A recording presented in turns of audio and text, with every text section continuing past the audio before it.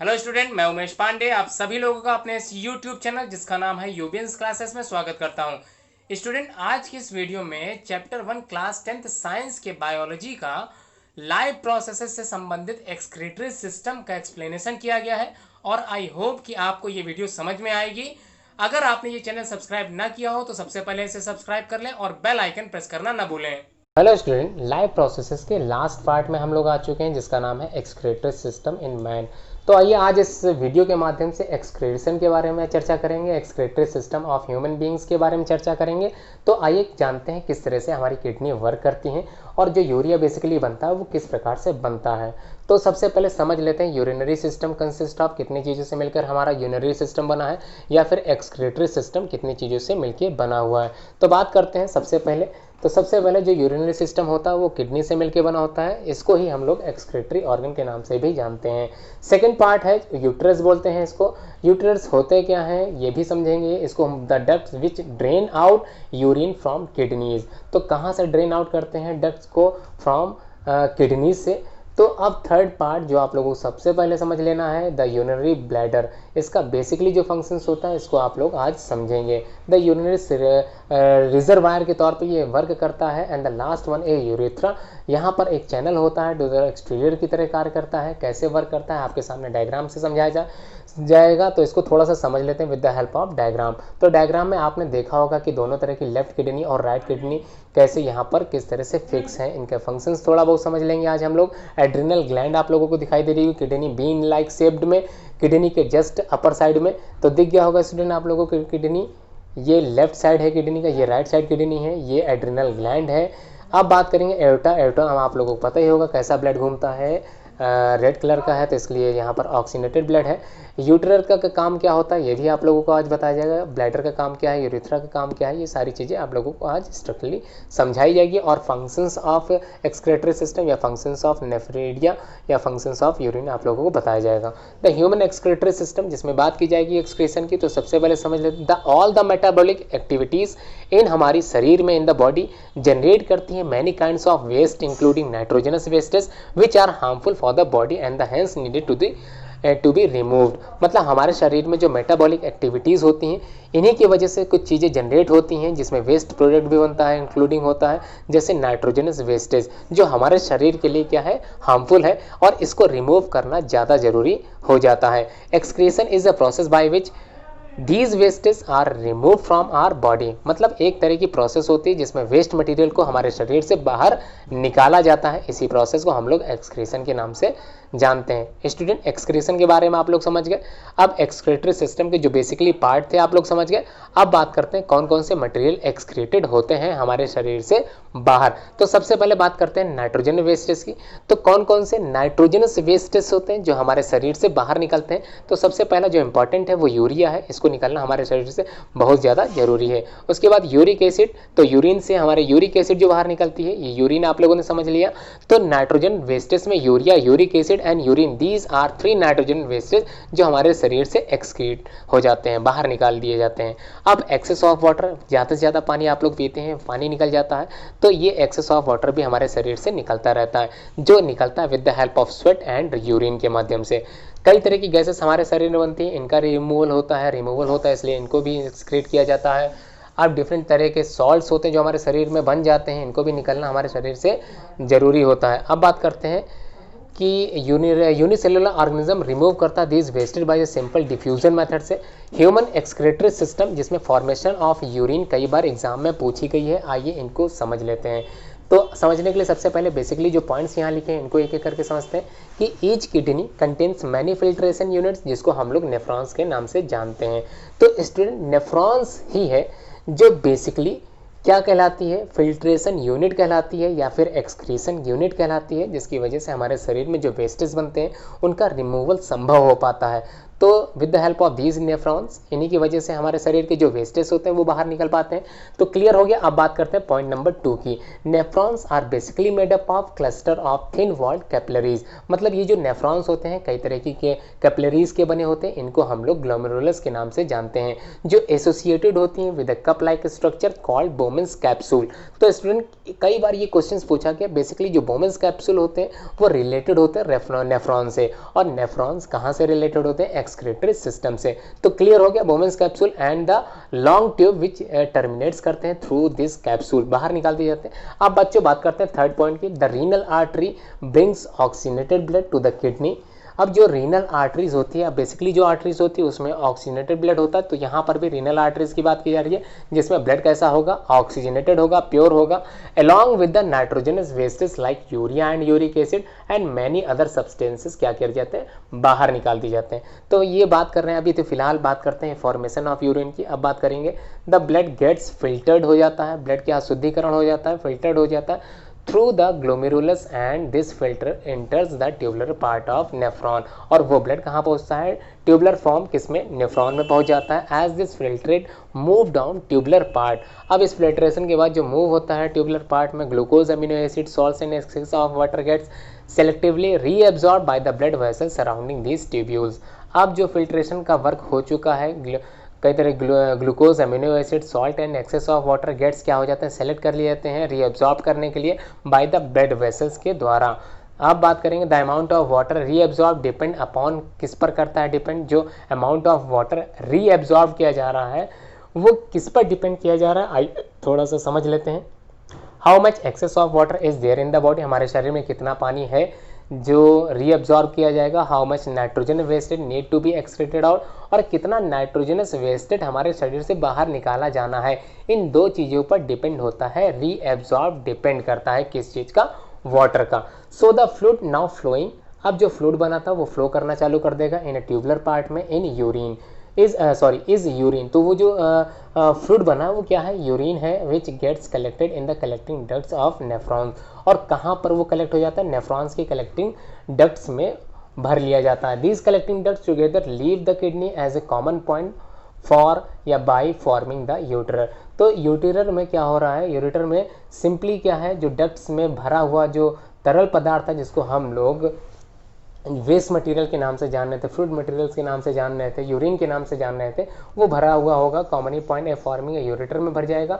Each ureter drains the urine in the urinary bladder, और जो urine होगी वो कहाँ पहुँच जाएगी? यूरिनरी ब्लैडर में पहुँच जाएगी, where it is stored until the pressure of expanded bladder leads to an urge to pass it out through the urethra। मतलब जब तक हमको एक प्रेशर नहीं जनरेट होगा तब तक जो है ये यूरिन बाहर निकालने की कोई भी प्रोसेस आगे नहीं बढ़ पाएगी। तो एक प्रेशर आता है जिसकी वजह से हम लोगों को जो है यूरिन निकालने में मदद मिलती है। तो अब ये चीज़ क्लियर हो गई कि each ureter drains the urine in the urinary bladder. तो इसी यूरिनरी ब्लैडर में ही क्या होता है? यूरेटर में ही क्या होता है? ये जो कलेक्टिंग होता है यूरिन वो भरा रहता है, और एक प्रेशर आने के बाद हम लोग क्या करते हैं? यहाँ पर pass it out through the urethra. तो यूरेथ्रा की सहायता से इसे पास कर देते हैं, बाहर निकाल देते हैं। This bladder is muscular structure which is under nervous control, मतलब हमारे नर्वस कंट्रोल के द्वारा कंट्रोल किया जाता है। 180 litres of filtrate is form daily but only 2 litres is excreted out as urine. मतलब हमारे शरीर में 180 लीटर के जो फिल्ट्रेशन फॉर्म होता है डेली पूरे दिन में, जबकि 2 litre is excreted out as a urine के तौर पर निकाल दिया जाता है। So the rest is absorb by the body, मतलब जो बचा हुआ हिस्सा तो वो हमारे शरीर के द्वारा एब्जॉर्ब कर लिया जाता है और पसीने के माध्यम से वो बाहर निकलता रहता है। फंक्शंस ऑफ नेफ्रॉन्स, आइए जान लेते हैं फंक्शंस, कुछ फंक्शंस हैं नेफ्रॉन्स के, इनको भी समझ लेते हैं। The basically function of nephron excretion of nitrogen wastage. तो फंक्शन जो बेसिकली नेफ्रॉन का होता है उसमें क्या होता है? एक्सक्रीशन होता है नाइट्रोजनस वेस्टेज का। और दूसरा जो इसका मेन फंक्शन है to maintain the water and ionic balance, मतलब osmic regulations basically done by this way. मतलब जो मेन फंक्शंस नेफ्रॉन का आप लोगों ने समझ लिया कि नाइट्रोजन वेस्टेज को एक्सक्रीशन करना है, उसके बाद मेंटेन करना है वाटर को और आयनिक बैलेंस को। अब बात करेंगे एक्सक्रीशन इन प्लांट में किस तरह से होता है, किस तरह से वर्क करता है। तो प्लांट में excretion, plant use different strategies for excretion of different product. तो आप लोगों को पता होगा oxygen and carbon dioxide it diffuse through the stomata, मतलब स्टोमेटा का जो बेसिकली फंक्शंस होता है टू गैसियस एक्सचेंज का काम कर रहा है। मतलब यहाँ पर ऑक्सीजन जो होती है वो बाहर निकलती है और कार्बन डाइऑक्साइड यूटिलाइज होती है with the help of stomata. Excess water is removed by transpiration, और आप लोगों ने ट्रांसपिरेशन की डेफिनेशन समझी थी कि the loss of water in the form of water vapour is known as transpiration. तो ट्रांसपिरेशन हो रहा, ऑक्सीजन और कार्बन डाइऑक्साइड का एक्सचेंजेस हो रहा। Plants can even lose some of their old parts like old leaves and bark of the trees, मतलब धीरे धीरे उनके जो पुराने हिस्से होते हैं वो धीरे धीरे निकलना चालू होते हैं और पुराने हिस्सों से नए हिस्से तैयार होते हैं, या फिर ये कह लें पुरानी पत्तियां गिर जाती हैं और नई पत्तियां निकलना चालू हो जाती हैं। Other waste product like resins and germs specially in old xylem cells which can also be loss by plant, मतलब कई तरह के तरल पदार्थ पौधों से निकलते हैं, इनका भी लॉस होता है ड्यूरिंग दीज वेस्टेड प्रोडक्ट निकलने में। Plant also secrete some wastage substance into the soil around them, मतलब प्लांट के द्वारा भी कुछ वेस्ट प्रोडक्ट बाहर निकाले जाता है into the soil around them, मतलब आसपास जो सॉइल की मिट्टी के साइड में निकाल दिया जाता है। आप लोगों के सामने एक डायग्राम दिखाई दे रहा है जिसमें नेफ्रॉन का स्ट्रक्चर दिखाया गया। आप लोगों को प्लांट में ये स्ट्रक्चर नहीं बनाना था, ये स्ट्रक्चर आप लोगों को नेफ्रॉन में, मतलब जब आप लोगों ने ह्यूमन एक्सक्रीटरी सिस्टम पढ़ा था उसमें ये नेफ्रॉन का डायग्राम कभी कभी एग्जाम में पूछा जाता है to prepare the diagram of nephron. और जो लेबल्ड आप लोगों को लेबल्ड में दिखाई दे रहा है तो इसमें बोमेंस कैप्सूल आप लोगों को दिखाई दे रही होगी। तो यहाँ पर आप लोगों को प्रैक्टिस करनी है इस नेफ्रॉन को बनाने में, क्योंकि क्वेश्चंस कई बार इस तरह से पूछे गए हैं। अब बात करें द यूरिन फॉर्मेशन इन्वॉल्व होता है 3 स्टेप्स में, मतलब यूरिन बनने की जो फॉर्मेशन होती है वो डन हो पाती है, पूरी हो पाती है 3 स्टेप्स के द्वारा। तो कौन कौन से स्टेप्स होते हैं जिनकी वजह से यूरिन फॉर्मेशन टेक्स प्लेस होती है? सबसे पहली प्रोसेस जिसको हम लोग ग्लोमेरुलर फिल्ट्रेशन के नाम से जानते हैं, तो ग्लोमेरुलर फिल्ट्रेशन इसका मतलब नाइट्रोजन वेस्टेज और glucose water amino acid filtered हो जाते हैं from the blood into the बोमेंस capsule of the nephron. तो कहाँ से कैसे हो रहे हैं? From the blood into the बोमेंस capsule क्या हो रहे हैं? Nitrogen wastage glucose water and amino acid filter किए जाते हैं विद द हेल्प ऑफ इसी फिल्ट्रेशन के माध्यम से। अब बात करेंगे सेकंड क्या है, ट्यूबुलर रीएब्जॉर्प्शन क्या होता है। नाउ जो यूजफुल सब्सटेंस बने थे ये फिल्टर्ड किए जाएंगे, reabsorb back by the capillaries surrounded the nephron, nephron की सहायता से। अब थर्ड पॉइंट क्या होता है, सिक्रेशन, जिसको हम लोग जानते हैं। तो ये कैसे हो रहा है, यूरिया और एक्स्ट्रा वाटर एंड सॉल्ट ये सारे सिक्रेट हो जाते हैं into the tubular which open, खुलते हैं इनटू द कलेक्टिंग डक्ट्स। तो अब ये खुल रहे हैं कहाँ पर, कलेक्टिंग डक्ट की तरफ, and then into the ureter, और आगे जाके ये यूरेटर में खुल जाते हैं। तो ये दीज आर द 3 स्टेप्स जिसमें यूरिन फॉर्मेशन टेक्स प्लेस होता है। तो आप लोगों को उम्मीद है कि मुझको ये समझ में आ गया होगा। अब बात करेंगे आर्टिफिशियल किडनी होती क्या है, कैसे डायलिसिस हो पाती है, तो इसका थोड़ा समझ लेते हैं। हेमोडायलिसिस एक प्रोसेस होते हैं जिसमें purifying blood bye an artificial kidney के द्वारा किया जाता है, मतलब ब्लड का प्योरीफिकेशन होता है with the help of an artificial kidney के द्वारा। It is mean for the kidney failure patient, मतलब जिन पेशेंट की किडनी फेल हो जाती है उनमें ये प्रोसेस प्योरीफाइंग ब्लड की with the help of artificial kidney के द्वारा पूरी हो पाती है, जिसको हम लोग हेमोडायलिसिस के नाम से जानते हैं। तो हेमोडायलिसिस क्या होती है आप लोगों को समझ में आ गया होगा, इसको हम लोग आर्टिफिशियल किडनी के नाम से जानते हैं। स्टूडेंट अब आप लोगों के सामने कुछ क्वेश्चंस होंगे जिसके सॉल्यूशंस आप लोग अच्छे आसानी से आप लोग एग्जाम में अगर पूछे जाते हैं तो कर लेंगे। तो क्वेश्चन नंबर 1 आइए जान लेते हैं क्या पूछा गया। State 1 difference between the autotrophic and the heterotrophic mode of nutrition. तो आप लोगों को दोनों चीज़ें समझ में आ गई होंगी, वीडियो आप लोगों ने पुरानी सारी देखी होंगी तो आप लोग कर लेंगे। पेरिस्टाल्टिक मूवमेंट होता क्या है ये भी आप लोगों को पता चल जाएगा। ईसोफेगस जब आप लोग पढ़ रहे थे तो उसमें एक तरह का मूवमेंट मैंने समझाया था, पेरिस्टाल्टिक मूवमेंट, तो वो भी आप लोगों को समझ में आ गया होगा। Third question, what is the role of saliva in the digestion of food. NCERT questions में ये क्वेश्चन सबसे इंपॉर्टेंट है जिसका सोल्यूशन आप लोगों को समझा दिया गया है। Name the tissue that transport water and the minerals in the plant. Point, तो ट्रांसपोर्टेशन सिस्टम में आप लोगों ने ये चीज़ समझी थी कि वाटर का ट्रांसपोर्टेशन कौन करता है। What is the role of acid in our stomach, हमारे शरीर में जो हमारे शरीर के स्टमक वाले भाग में जो एसिड बनता है जिसका नाम हाइड्रोक्लोरिक एसिड था, उसका जो फंक्शंस होता है वो क्या होता है। Student question number 6, what is emulsification होता क्या है। 7 में पूछा गया name the cell organelle in which photosynthesis occur, तो किस ऑर्गेनल में फोटोसिंथेसिस की क्रिया हो पाती है। बेसिकली ये प्लांट में होती है, आपको भाग का नाम लिखना है। Name the largest artery in the human body, इसका भी जवाब आप लोगों को कमेंट बॉक्स में देना है। डिफाइन ट्रांसपिरेशन, कई बार मैंने ट्रांसपिरेशन के प्रोसेस को बताया है तो आप लोगों को अच्छे से समझ में आ गया होगा। लास्ट क्वेश्चन पूछा जा रहा है वेरी शॉर्ट में, what is the structural and functional unit of kidney is called. आप लोगों ने इस वीडियो में देखा होगा कि functional and structural unit of kidney क्या थी। तो नेफ्रॉन के बारे में आप लोगों ने जानकारी इकट्ठा की थी, नेफ्रॉन ही को ही हम लोग क्या कहते हैं, functional and structural unit of kidney. Short answer type question में आप लोग, मुझको उम्मीद है कि कई क्वेश्चंस के जवाब आप लोग खुद दे लोगे। तो यहाँ पर पूछा गया how is small intestine design to absorb digested food, तो कैसे डाइजेस्ट करता है स्मॉल इंटेस्टाइन। तो विली नाम की एक उसमें संरचना थी, फिंगर लाइक प्रोजेक्शंस निकले थे जिसकी वजह से क्या हो रहा था, डाइजेशन या फिर ये कह सकते हैं कई तरह के न्यूट्रिएंट्स का एब्जॉर्प्शन हो रहा था। सेकंड क्वेश्चन है व्हाट आर स्टोमेटा, स्टोमेटा होते क्या हैं। Draw a label diagram of stomata, आप लोगों ने स्टोमेटा का लेबल डायग्राम बनाया था जो ओपन टाइप के थे और क्लोज टाइप के थे। तो अब बात करें क्वेश्चन नंबर 3 की, द इक्वेशंस लिखनी है आपको। प्रोसेस किसकी प्रोसेस है, breakdown of glucose in the cell, in the presence of oxygen में आप लोगों को लिखनी है और in the absence of oxygen में। Write the difference between inhalation and exhalation, basically आप लोगों ने इनहेल के बारे में या फिर एक्सहेल के बारे में रेस्पिरेशन में समझा था। लिस्ट 3 यूनिट्स या फिर 3 events which occur during photosynthesis, तो कौन कौन से 3 इवेंट्स थे जो फोटोसिंथेसिस आप लोगों ने समझे थे। बात करेंगे क्वेश्चन नंबर 6 में जिसमें पूछा गया how does transpiration helps in upward transportation या फिर helps in upward transport of substances. तो ट्रांसपिरेशन के बारे में आप लोगों ने सीखा था। Right the function of the component of the blood, 7th question में कंपोनेंट ऑफ ब्लड के बारे में पूछा गया है। तो आप लोगों को पता है 2 तरह के कंपोनेंट होते हैं, एक प्लाज्मा और दूसरा blood capsules. Blood capsule basically 3 तरह के होते हैं, आरबीसी, डब्ल्यूबीसी और ब्लड प्लेटलेट्स।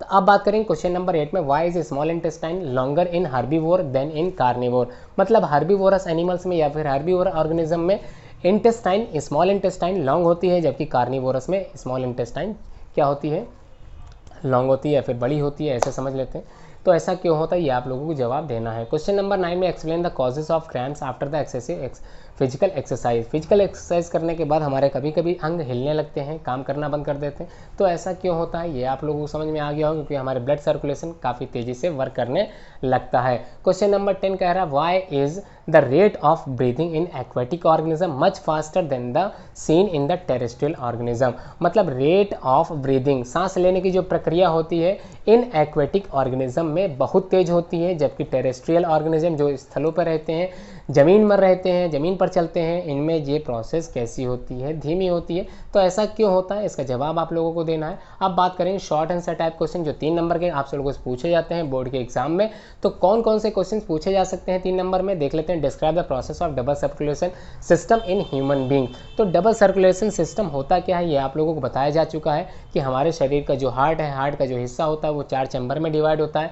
इस 4 चैम्बर में एक साइकिल होती है ब्लड सर्कुलेशन की साइकिल जो 2 भागों में पूरी हो पाती है, एक आर्टरीज के माध्यम से और दूसरी वेन्स के माध्यम से। तो यहाँ पर जो 2 चीज़ों का यूज़ किया जा रहा है इसीलिए हम अपने ब्लड सर्कुलेटरी सिस्टम को डबल सर्कुलेटरी सिस्टम को जानते हैं। What are the method use by the plant to get rid of their waste product, मतलब पेड़ पौधे अपना जो वेस्ट मटेरियल है या वेस्ट प्रोडक्ट है वो कैसे शरीर से बाहर निकालते हैं या फिर अपने प्लांट पार्ट से बाहर निकाल पाते हैं, ये आप लोगों को समझाना है, उसके मेथड को आप लोगों को बताना है। अब आपको रीज़न देना है, give reason of the following. सबसे पहला रीज़न है कि आर्टरीज आर थिक वॉल्ड जब ब्लड वेसल, मतलब जो आर्टरीज होती है उसकी वॉल कैसी होती है, थिक होती है। तो ऐसा क्यों होता है, क्योंकि हम लोगों को पता है कि आर्टरीज में लाल रुधिर कणिकाएं होती हैं या फिर रेड ब्लड कैप्सूल्स होती हैं, या फिर ये कह लें कि उसमें जो ऑक्सीजनेटेड ब्लड घुली होती है, या फिर ये कह लें कि उसमें जो रक्त होता है वो कैसा होता है, ऑक्सीजनेटेड होता है। और ऑक्सीजनेटेड रेड का मतलब होता है कि उसमें प्रेशराइज्ड ब्लड तैयार हो रहा है, मतलब प्रेशर के माध्यम से वहाँ ब्लड पहुँच रहा है। तो प्रेशर ज़्यादा है, इसकी वजह से यहाँ वॉल कैसी है, थिक है। अब बात करेंगे सेकंड रीज़न बताना है आपको कि veins are thin walled blood vessels. तो थिन क्यों होती है, सिंपल सा रीज़न है, आर्टरीज अगर थिक है तो ये थिन ही होंगी। लास्ट है veins have walls in them, मतलब वेन्स में कई तरह की वॉल्स होती हैं जबकि आर्टरीज में वॉल्व नहीं होती हैं। ये आपको आंसर देना है।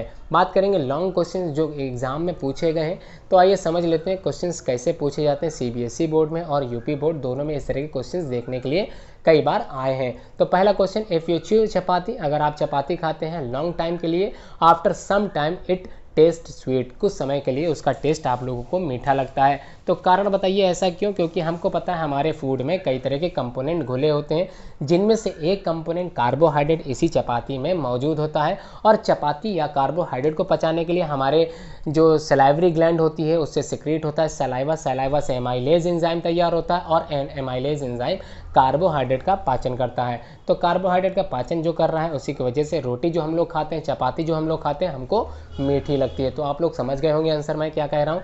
Second question, what is the benefit of residual volume of air in the respiratory processes. तो आप लोग समझ गए होंगे जो रेस्पिरेटरी सिस्टम आप लोगों ने पढ़ा था उसमें जो गैसेस वॉल्यूम आप लोगों ने तैयार किया था उसके बारे में आप लोगों को यहाँ पे बेनिफिट लिखने हैं।